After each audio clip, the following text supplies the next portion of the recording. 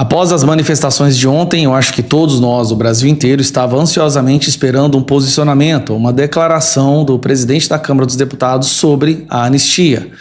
Bom, Hugo Motta acabou de falar sobre a anistia, foi o seu primeiro pronunciamento sobre essa pauta, enquanto ele participava de um evento em São Paulo da Associação Comercial.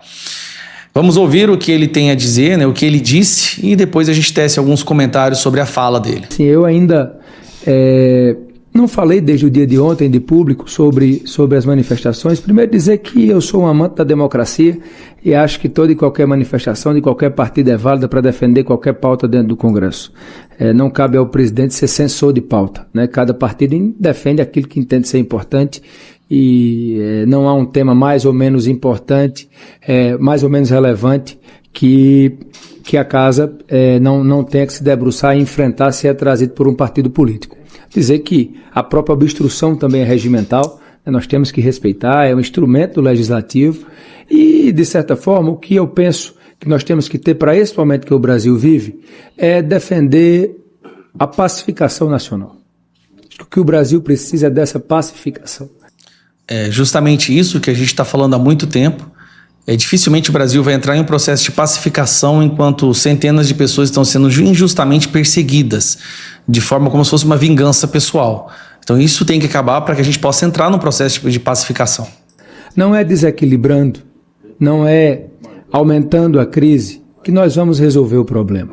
Não é distanciando as instituições que nós vamos encontrar a saída para esse momento delicado e difícil que o Brasil enfrenta. Então eu defendo 2 pontos para que a gente possa, Pimenta, tentar vencer essa agenda, que eu acho que cabem bem para o momento. O primeiro é a sensibilidade para corrigir algum exagero que vem acontecendo com relação a quem não merece receber uma punição. Acho que isso é bom, a percepção, e a gente já sabe disso, né, que são vários exageros, são várias pessoas que estão sendo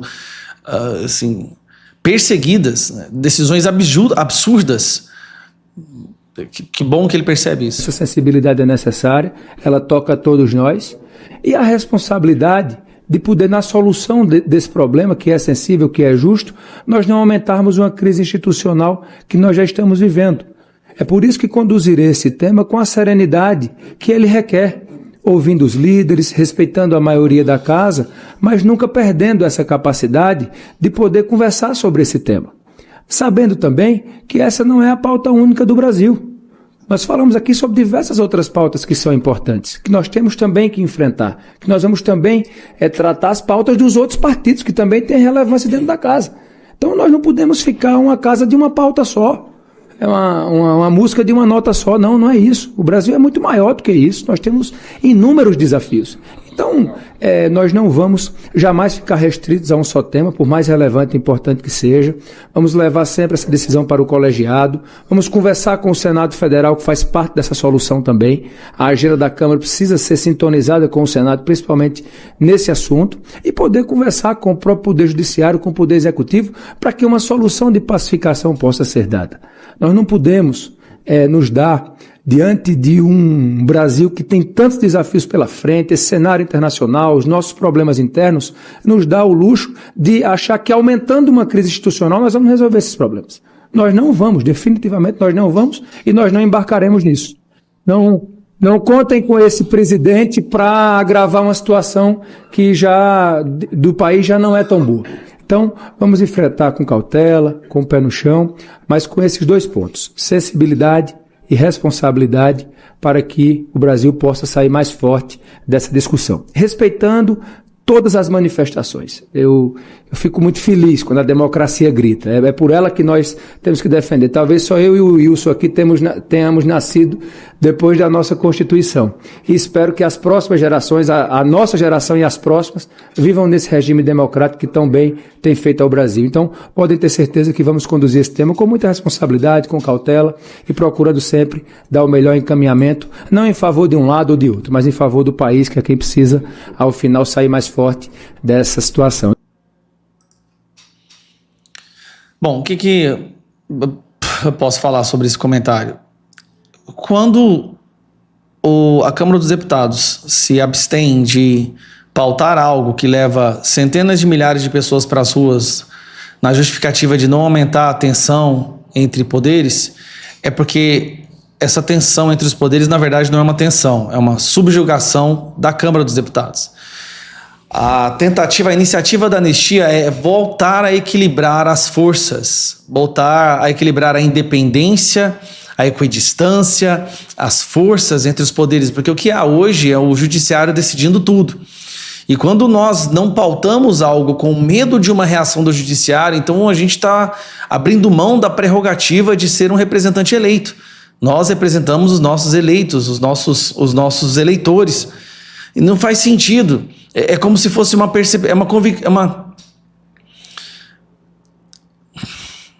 que é uma admissão de que o pêndulo está errado, a balança está errada e qualquer tentativa de voltar a equilibrar essa balança pode ser vista pelo outro lado como um ataque e o medo da reação faz com que haja uma não ação do nosso lado. Me desculpa, presidente, assim, e eu sei que você é a favor da anistia, eu sei que você se sente comovido com o sofrimento dessas pessoas por ter conversado com muitos desses familiares,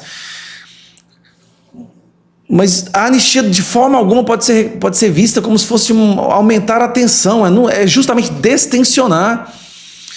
Enquanto algumas figuras do judiciário não aprenderem que do nosso lado haverá uma reação caso eles atropelem os seus limites ou desrespeitem a Constituição, nós sairemos sempre menores após cada debate. O Congresso hoje está saindo sempre menor. O STF acabou de decidir que o gasto do judiciário vai ficar fora do calabouço fiscal. O Supremo Tribunal Federal está constantemente legislando e ignorando ou anulando as leis criadas pelos legisladores. Tudo que nós queremos é acabar com o sofrimento destas 240 pessoas ou dessas que estão sendo acusadas.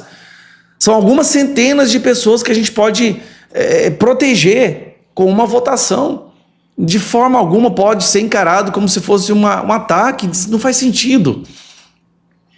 Não faz sentido. Nós vemos ministros mandando mensagem para deputados pedindo para que eles não pautem uma determinada coisa ou não votem num determinado sentido. Se isso está acontecendo, já não há mais independência entre os poderes, não há. O sofrimento dessas pessoas que estão presas não vai embora. É algo que está manchando a história do nosso país. A cada dia que passa que eles estão lá dentro presos, é uma mancha que se alastra, que desmoraliza o Congresso, desmoraliza a justiça brasileira. Nós só queremos que a Constituição volte a ser respeitada. Só isso. E que o devido processo legal seja seguido. E pedir isso é afrontar o judiciário, sendo que deveria ser o judiciário o primeiro a impor esse tipo de condição. Então, assim, eu sinto muito. Eu espero que a gente possa se pautar a anistia, que os líderes dos partidos e que os deputados que não assinaram a urgência assinem a urgência.